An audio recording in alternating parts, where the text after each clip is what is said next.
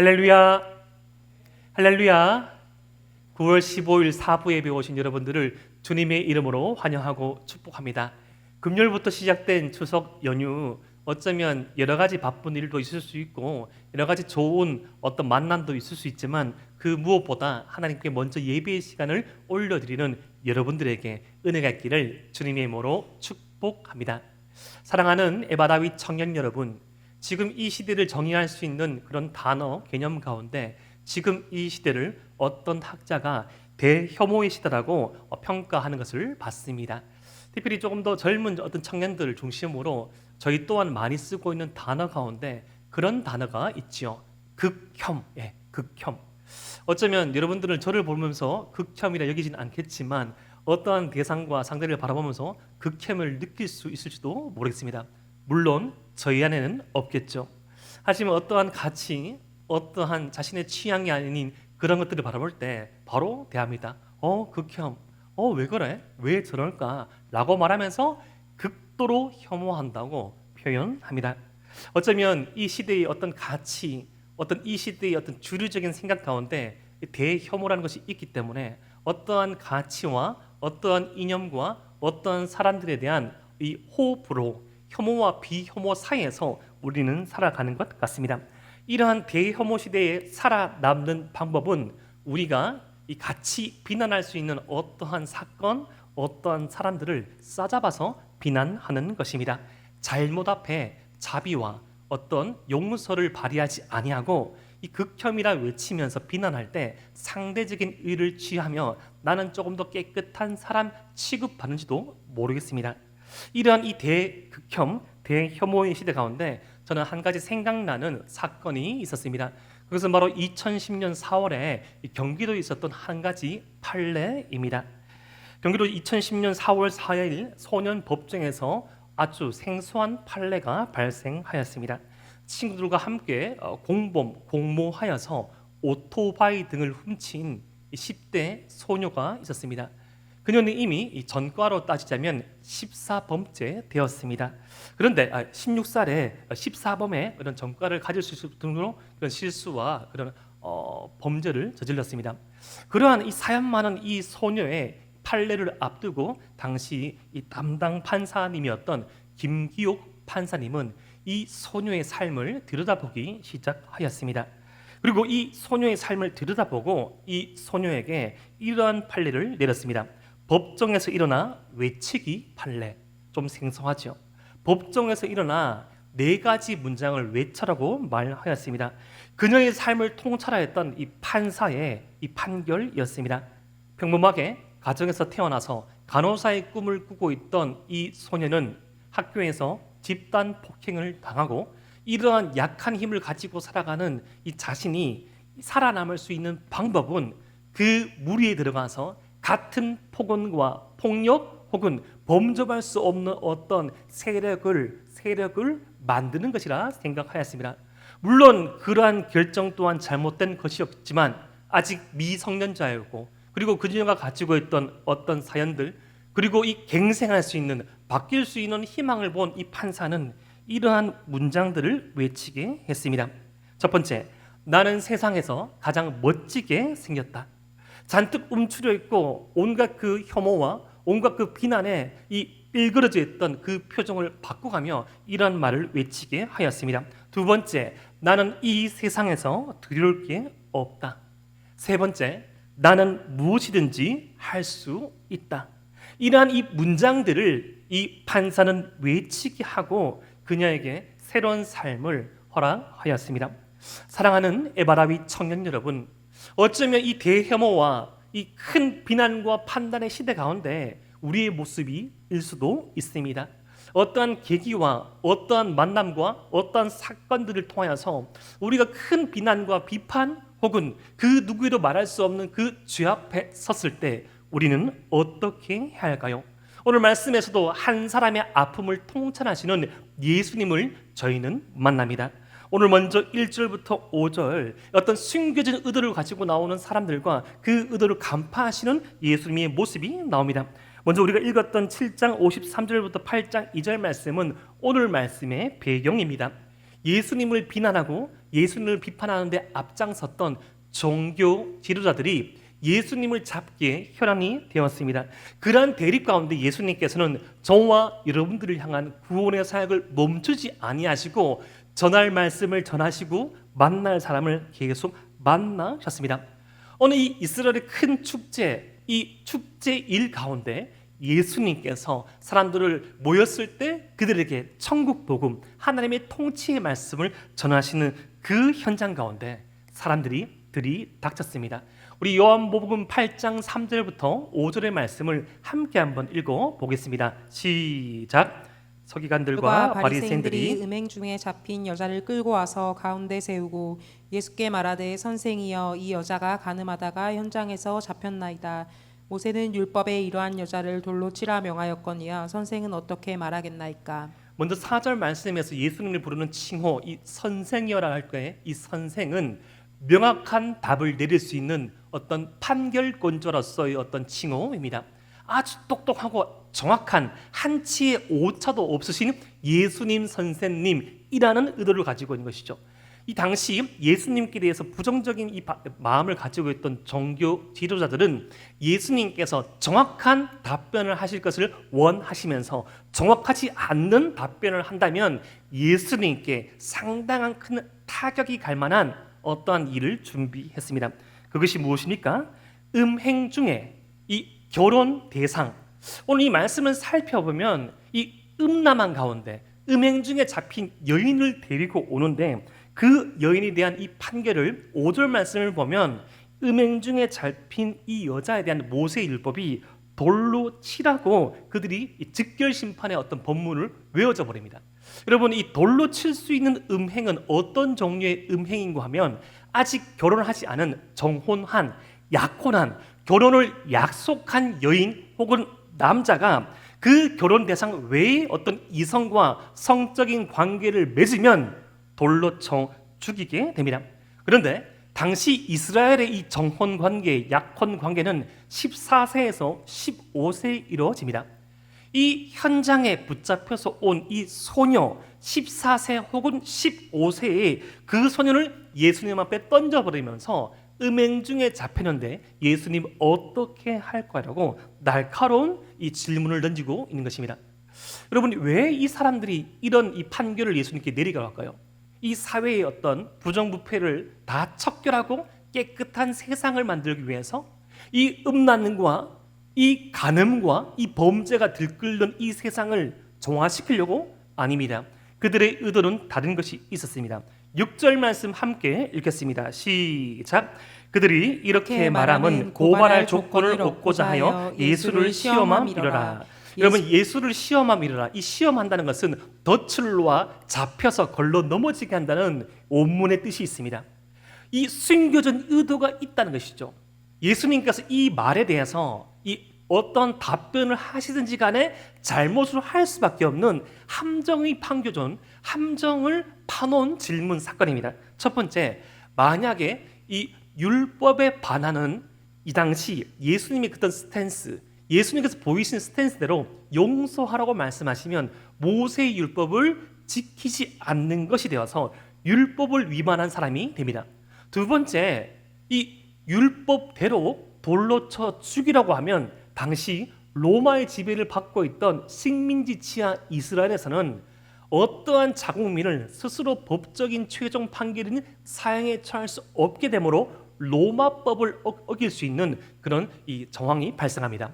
이렇게 해도 율법을 어기게 되고 저렇게 하면 로마법을 어기게 되니 예수님께서 어떠한 판단을 하든지 간에 그들의 의도대로, 여러분 이 사람들의 의도가 뭐죠? 예수님을 해하는 것, 예수님께 빼앗겨버린 어떤 종교적인 인기, 예수님께 대한 이 오해, 자신들이 가지고 있던 기득권들을 빼앗겨버릴지도 모른다는, 자신이 지금 취하고 있는 이 로마 제국 내에서의 안정감, 사람들의 평판 인정을 빼앗겨버리고 영원히 빼앗길지 모른다는 예수님께 대한 시기, 질투, 하나님의 은혜를 인정하지 않은 죄인의 이 본성으로 이런 함정을 파놓은 것이죠. 그런데 여러분, 말씀을 살펴보면 오늘 이 사건이 좀 이상하지요. 뭔가 좀 앞뒤가 맞지 않는 것처럼 보이지 않습니까? 음행을 하였는데 간음을 하였는데 간음한 여자만 있고 간음한 남자는 없습니다. 대상이 있어야 범죄를 저지르죠. 음행은 혼자입니까? 간음을 하였다는데 남자는 없습니다. 아마도 정황을 살펴봤을 때 이 여인을 향한 어떤 이 죄의 시제를 보면 반복적인 시제를 주고 있습니다. 이 여인에게 힘든 부분, 자꾸 넘어지는 부분이 있었으니 바로 그것은 음란함의 문제였습니다. 과거에도 그랬고 과거에도 넘어졌던 그 실수를 또다시 반복하신 것이죠. 그런데 지금 음행한 남자는 없다는 것은 예수님을 시험하려는 그 의도를 가지고 있던 종교 지도자들이 그 약함을 알고 있던 여인에게 함정을 파놓았고 그 대상인 남자는 여자가 잡혀 옷이 갈갈이 찢어지고 끌려갈 때 유유히 그 사건의 현장을 빠져나왔을 가망이 많습니다. 저는 이 말씀을 살펴보면서 예전에 감명 깊게 보았던 한 영화가 생각났습니다. 혹시 여러분 레미제라블을 보신 적 있습니까? 말씀과 기도에 전무한 여러분들은 안 보실 수도 있겠죠. 저는 레미제라블을 감명 깊게 보아서 한 3번 정도는 본 것 같습니다. 아주 이 프랑스 혁명을 배경으로 한 어떤 시민들의 좀 비참한 삶들, 그리고 이 비참한 삶 가운데 이 법의 수호자로 나오는 자베르 경감과 자신의 정체를 숨기고 살아가는 이 장발자, 그 사이사이의 프랑스 시민들의 어떤 소시민적인 삶을 보여주시죠. 이 메인 주인공은 아니었지만 저는 거기에서 이 팡틴이라는 이 여인 앤 해서웨이가 역할을 했던 이 주인공 조연의 모습이 상당히 가슴에 남았습니다. 그녀는 이 어떤 공장에 유부녀란 것을 속이고 미혼모란 것을 속이고 취업을 하였습니다. 그런데 꼭 어딜 가도 남들의 일에 관심 있는 사람이 있죠. 좀 뭔가 모르게 좀 뒤가 쿵쿵하고 좀 이상하다 여긴 한 사람이 그 팡틴의 그 과거를 뒤쫓게 되고 그 삶을 뒤쫓게 되고 미혼모라는 사실이 밝혀지게 되면서 앤 해서웨이가 역할을 했던 이 팡틴은 이 공장에서 쫓겨나게 되고 너무나 아름다운 그 딸 코제트, 그 코제트를 양육하기 위하여서 끝내 버티다가 자신의 이 너무나 여인의 어떤 상징물이죠. 머리카락을 팔게 되고 머리카락을 팔아서도 이 코제트를 먹일 수 없고 이 코제트의 병을 치료할 수 없게 되자 앞니를 뽑기 시작합니다. 앞니를 뽑아서도 그 코제트를 양육할 수 없게 되자 마지막 인생의 가장 밑바닥인 그곳으로 향하게 되죠. 바로 정당하지는 않지만 이 할 수밖에 없고 해서는 안 되는 일, 자신의 몸을 팔아 이 자신의 아이를 양육하기 시작합니다.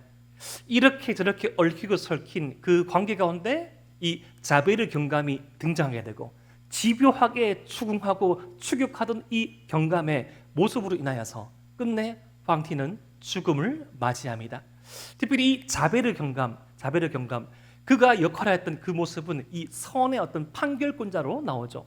이 장발장을 비롯하여서 그 어떤 사회의 구성원도 그들이 악인이라고 전진하면서 끊임없이 한 사람의 과거를 파헤칩니다. 왜 그 자베르 경감은 휴 잭민이 역할했던 자베르 경감은 타인의 어떤 잘못, 타인의 악에 대해서 그토록 혐오하고 파헤쳐 왔는가? 그의 출신이 어떤 배경이 되었습니다. 그는 이 자베르 경감은 이 강도였던 아버지와 점을 치는 어머니 사이에서 감옥에서 태어났습니다. 그 유년 시절 이 범죄자의 자녀라고 끊임없이 놀림받으며 자신의 출신 성물을 이 지우고자 이 상대적인 의를 취하고자 이 경찰로 이직하게 되고 끊임없이 죄를 척결하는 그 꼭지점에 서게 된 것입니다. 사랑하는 에바라위 청년 여러분, 타인의 잘못을, 타인의 약점을, 타인의 죄를 지적하고 심판하고 판단한다고 하여서 우리가 의로워지는 것이 아닙니다. 지금 우리 시대가 취하고 있는 이 대혐오의 시대는 옳은 흐름이 아닙니다. 잘못해서는 안 되죠. 지켜야 될 법이 있습니다. 우리는 준법해내며 우리는 이 하나님 나라의 시민으로서도 하나님의 말씀 가운데 거해야 합니다. 그런데 우리가 이 정죄에만 집중한 삶을 살아간다면 오늘 말씀에 등장한 예수님을 시험에 빠뜨리는 사람들처럼 괴물과 같은 삶을 살게 될 수 있다는 것이죠. 이러한 이 난처한 상황, 이러한 이 파놓은 함정 가운데 처한 예수님께서 어떻게 답변하십니다. 6절 말씀을 살펴보니까 이렇게 말합니다. 그들이 이렇게 말하면 고발할 조건을 얻고자 하여 예수를 시험함이러라. 예수께서 몸을 굽히사 손가락으로 땅에 쓰시니. 이 사람들이 연유를 설명한 이 해석이 있고 난 다음에 예수님께서 답변을 하지 않으시고 땅바닥에 뭐라고 쓰십니다. 여러분 뭐라고 썼을까요? 배고프다 이렇게 썼을까요? 아니면 졸립다, 아니면 여러 가지 의견들이 참 많이 있습니다. 어떤 사람들은 그 당시 예수님을 욕하던 사람들의 죄를 적었다는 사람도 있습니다. 어떤 분들은 예수님께서 그냥 낙서를 했다고 주장하는 분도 있습니다. 근데 분명한 것은 무엇을 적은지는 모르겠지만 예수님께서 무언가를 적으셨다는 것입니다. 적으니까 사람들이 어떻게 반응합니까? 7절 말씀, 우리 요한복음 8장 7절 말씀을 함께 읽겠습니다. 시작. 그들이 묻기를 마지 아니하는지라. 이에 일어나 이르시되 너희 중에 죄 없는 자가 먼저 돌로 치라 하시고. 아마 예수님께서 땅에 무언가를 쓰시는 이 행위가 그들의 화를 더 돋군 것 같아요. 예수님 장난치십니까? 빨리 직절 심판을 내려주십시오. 여러분, 그들이 어떤 사회의 악을 제거하고자 사회의 윤리를 세우고자 이런 행동을 하는 것이 아니죠. 앞서 나와 있잖아요. 예수님을 고발할 조건을 얻고자 빨리 예수님을 시험에 빠뜨리고자 하는 이 조바심에 소리칩니다. 그러나 그때 예수님께서 뭐라고 답변하십니까? 너희 중에 죄 없는 자가 먼저 돌로 치라. 여러분, 이 예수님의 답변의 의미는 여러 가지가 있습니다. 첫 번째 우리가 생각할 수 있는 예수님의 답변의 의미는 이것입니다. 진짜 범죄한 사람이 누구인가? 라는 것을 반문하고 있는 것이죠. 너희 중에 죄 없는 자가 먼저 돌로 치라는 것은 예수님께서 지금 이 현장 가운데 썩난 군중들에게 묻는 것입니다. 누가 진짜 범죄한 사람입니까? 여러분, 우리는 누구나 모두 다 하나님 앞에 범죄한 사람입니다. 특별히 이 말씀을 하시고 또다시 땅바닥에 무엇인가를 적으신 것은 예수님께서 2번 적으셨다는 그 의미는 유의미합니다. 여러분, 하나님이신 예수님께서 직접 기록한 2번 작성하신 기록문은 한 가지밖에 없습니다. 그것은 바로 시인의 산에서 2번 기록되었던 십계명이죠. 여러분, 십계명의 말씀은 무엇을 유혹합니까? 하나님을 사랑하고 내 이웃을 내 몸과 같이 사랑하라는 그 사랑을 담고 있습니다. 여러분, 그들은 까마득히 모르겠죠. 예수님이 인정하지 않기 때문에 그 하나님이신 예수님께서 2번 반복하여서 적는 그 행위가 지금 그들이 근거하여서 고발하고 있는 그 십계명의 중심이 무엇인지를 알려주면서 사랑하지 못하는 우리의 인간의 모습을 거울에 비춰서 보여주고 있는 것입니다. 예수님의 답변의 2번째 의미는 무엇일까요? 바로 저는 이것이라 생각합니다. 예수님만이 돌을 던질 수 있습니다. 지금 예수님께서 물으셨죠. 누구든지 먼저 죄 없는 자가 먼저 돌로 치라. 여러분, 죄 없는 자가 누가 있습니까? 예수님 외에는 없습니다. 돌로 치되 율법에는 없는 조건절, 그래 돌로 쳐. 하지만 죄 없는 자가 먼저 돌로 쳐. 여러분, 십계명을 완전히 지키는 자가 누가 있습니까? 사람들은 겉모습으로도 흉내를 내려고 했지만 예수님께서는 그 말씀을 마음으로부터 지키라고 말씀하였습니다. 사랑하는 에바라비 청년 여러분, 우리가 이 마음으로부터 예배를 드리기가 얼만큼 힘듭니까? 여러분, 혹시 지금 여러분의 마음은 지금 어디에 계십니까? 동대구에 있지 않습니까? 여러분, 여러분들의 마음은 지금 17시 50분 이후에 어떤 장소에 있지 않습니까? 우리가 몸은 여기 있지만 마음과 몸과 모든 것들이 집중돼서 예배를 드리는 건 참 어렵죠. 우리가 일상을 따라 살아갈 때 우리의 삶 가운데 우리의 말과 마음과 의도와 그 결과같이 일치되어서 하나님을 따라가기란 쉽지 않습니다. 지금 사람들이 하나님의 말씀, 그 표면적인 그 말씀만 붙잡고 이 여자를 처단하려고 하는데 예수님께서 반문하시는 겁니다. 너희가 마음속에서부터, 아니 사람들이 볼 수 없는, 사람들이 보이지 않는 그 삶의 현장에서 완벽히 말씀을 지킨 자가 누가 있느냐? 아무도 없다는 것입니다. 세 번째 예수님의 답변의 의미는 이러합니다. 우리에게 필요한 것은 정죄가 아닌 속죄의 은혜이다. 따라해 볼까요? 우리에게 필요한 것은 정죄가 아닌 속죄의 은혜이다. 여러분, 예수님의 첫 번째, 두 번째 질문을 들었을 때 우리는 어떻게 해야 합니까? 우리가 너무나 부족한 사람이네요. 진짜 범죄한 사람은 저부터 우리 모두가 범죄하였습니다. 오직 예수님만이 심판권자가 되시며 예수님만이 돈을 던질 수 있습니다. 내게 정말 필요한 것은 나의 죄 앞에서 주님께서 내게 베풀으시는 은혜이며 속죄입니다. 율법을 완전히 지켜 은혜를 입는 것이 아닌 정죄 앞에 주님만이 우리의 죄를 사할 수 있는 주님이심을 인정함으로 받는 속죄의 은혜가 우리에게 필요하다는 것입니다. 그러한 예수님의 말씀을 들었을 때 나이 많은 사람부터 나이가 어린 사람까지 그 현장에 있는 모든 사람들이 떠나가고 오직 예수님과 여자만 남게 되었습니다. 요한복음 8장 9절 말씀, 그들이 이 말씀을 듣고 양샘의 가책을 느껴 그들이 예수님의 말씀 가운데 이 반응한 것이죠. 떠납니다. 그냥 대항하에서 돌로 치려고 모션을 취할 수 있겠지만 그 예수님의 답변의 의미가 그들의 양심, 마음을 찔려서 그 누구도 심판할 수 있는 권리가 없다는 것을 깨닫고 현장에서 다 떠납니다. 오직 예수와 그 가운데 섰는 여자만 남았더라. 아마 이 여인은 옷이 찢겨진 상태에서 고개를 숙이고 바닥만 쳐다봤을 것입니다. 여러분, 예수님의 말씀 가운데 사람들은 반응하여 다 떠나고 그 여인과 예수님 둘만 남았습니다. 사랑하는 에바라위 청년 여러분, 예수님과 오직 나만 남은 이 상태가 우리의 인생 가운데 꼭 필요한 경험입니다. 범죄하고 정죄받은 우리가 서야 할 대상은 주님 앞입니다.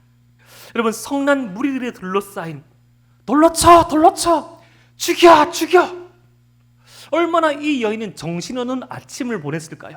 아마 이 시간을 오전 시간으로 추정합니다. 참 대단하죠. 어떻게 보면 눈 뜨자마자 간음하였습니다. 근데 그의 로맨스의 대상은 사라지고 그녀는 붙잡혀서 이리저리 끌려다니고 간신히 몸을 가릴 수 있는 옷까지만 남았고 사람들의 침, 사람들의 채찍, 돌에 맞은 피가 흐르는 몸이 있습니다. 예수님 앞에 섰습니다.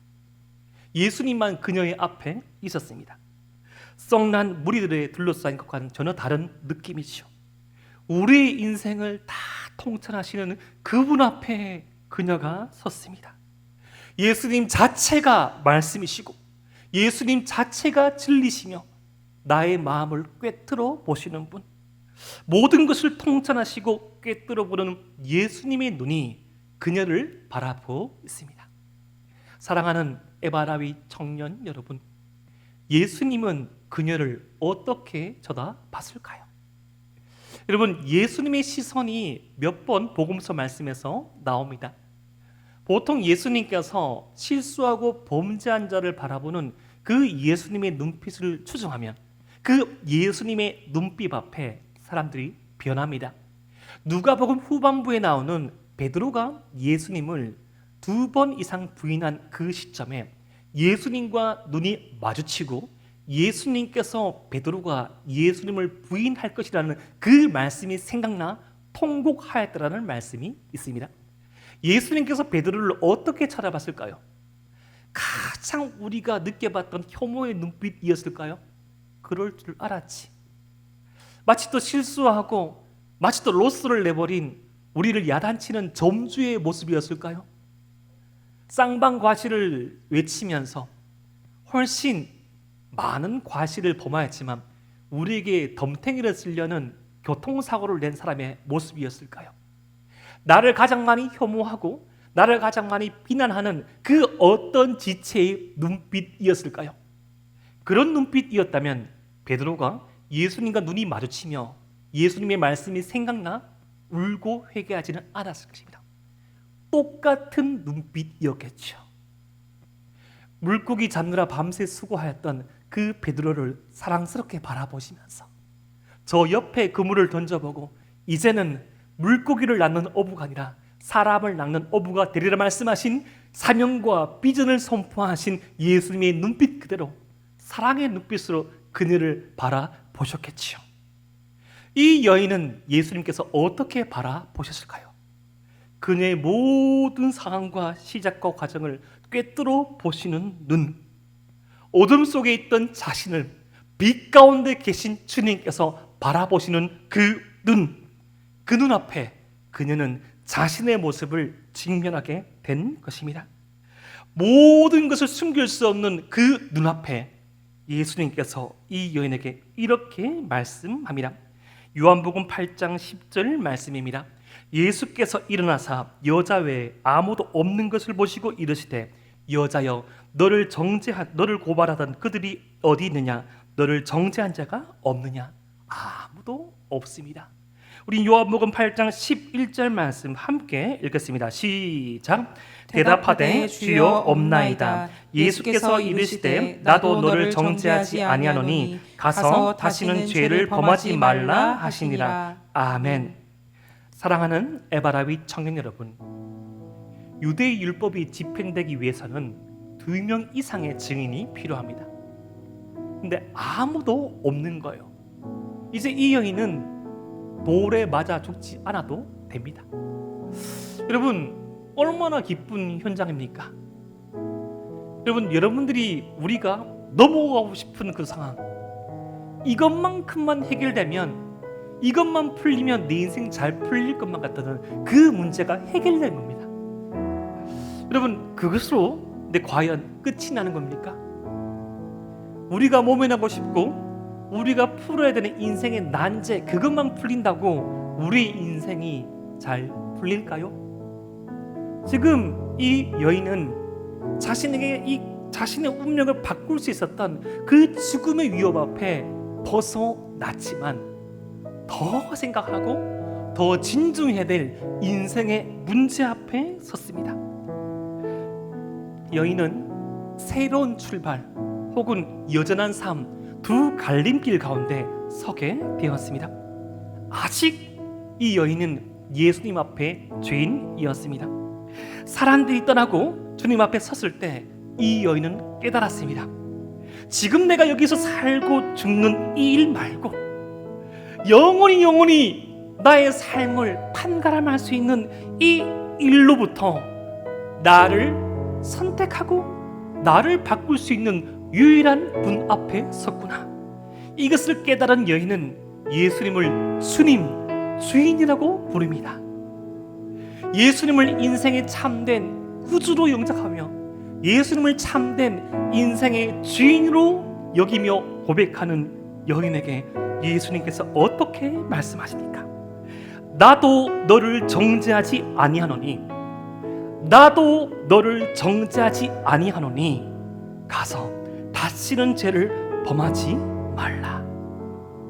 여러분, 이 용서 앞에 여인이 다시는 죄 짓지 않겠습니다 라고 말은 할 수 있겠지만 어쩌면 말씀에 따른 합리적인 추측처럼 정말 이 여인이 자신의 몸을 팔아서 생기를 유지하였던 사람이라면 이제는 돈벌이가 사라진 것인데 이미 어느 정도 중독될 수도 있었던 이 음란의 문제를 예라는 말 한마디로 해결할 수 있겠습니까?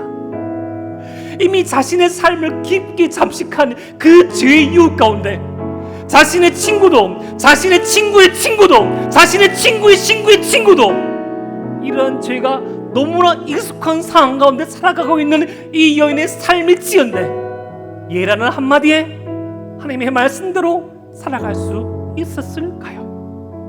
무엇이 그녀에게, 무엇이 우리에게 우리를 정죄하는 세상 앞에서 속죄의 은혜를 누리며 새로운 삶을 꿈꾸며 살아가게 할 수 있습니까?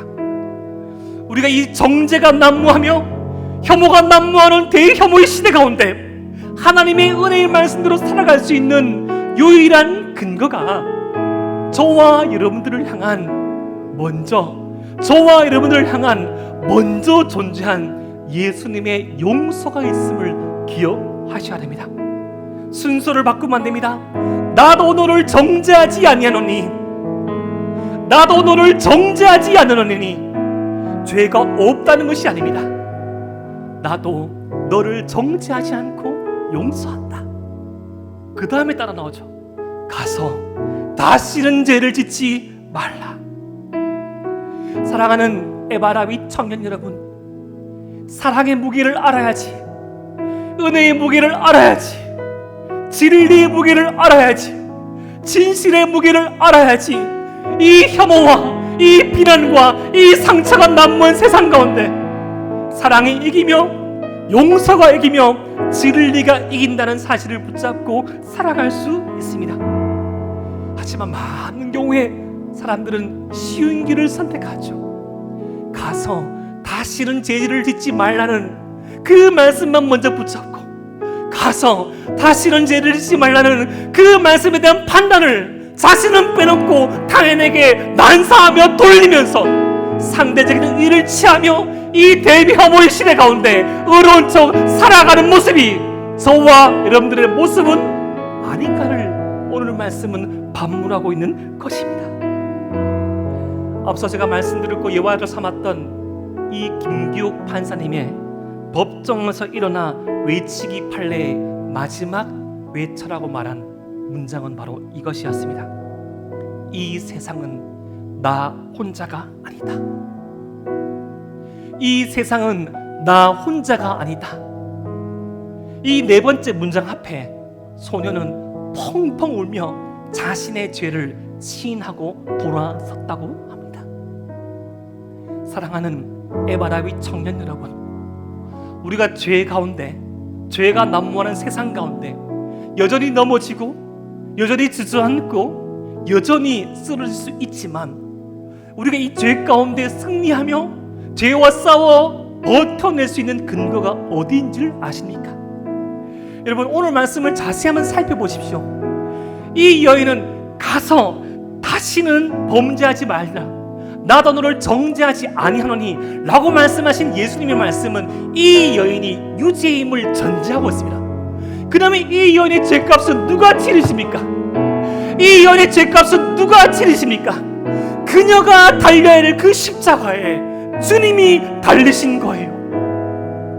우리가 치러야 할 그 죄의 문제를 주님께서 치러내심으로 말미암아 저와 여러분들에게 속죄의 은혜가 주어지게 된 것입니다. 이 세상은 나 혼자 살아가는 세상이 아닙니다. 우리 한 사람이 모든 것을 책임지는 세상이 아니라는 것이죠. 우리의 범죄, 우리의 실수, 우리의 그 아픔, 주님께서 짊어지십니다. 이 세상은 나 혼자가 아닙니다.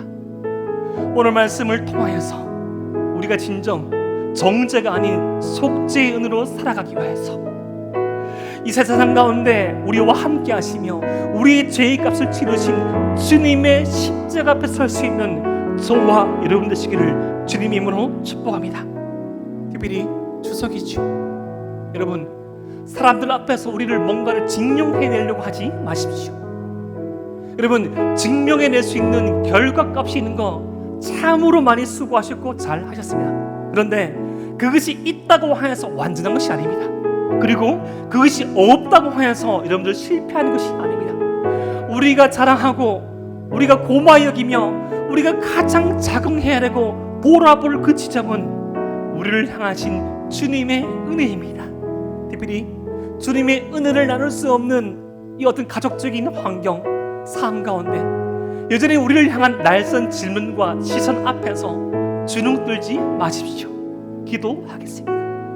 그때 여러분 또 다른 혐오로 맞서지 마시고요, 그 사람들을 포함한 우리에게 베풀어진 그 주님의 용서의 은혜를 묵상하면서 언젠가 나의 관계성, 나의 연인, 나의 가족들에게 그 은혜가 흘러갈 시점을 두고 기도하십시오. 그들을 위해서도 허락된 것이 십자가의 은혜입니다. 그러한 정죄가 아닌 속죄, 속죄인을 베풀으신, 나를 위해서 속죄인을 베풀으신 그 십자가를 묵상함으로 우리에게 주어진 이 주일 남아있는 추석의 연휴를 가장 행복하게 보낼 수 있는 저와 여러분 되시기를 주님의 이름으로 축복합니다. 이 시간 말씀 붙잡고 우리 함께 기도하기 원합니다.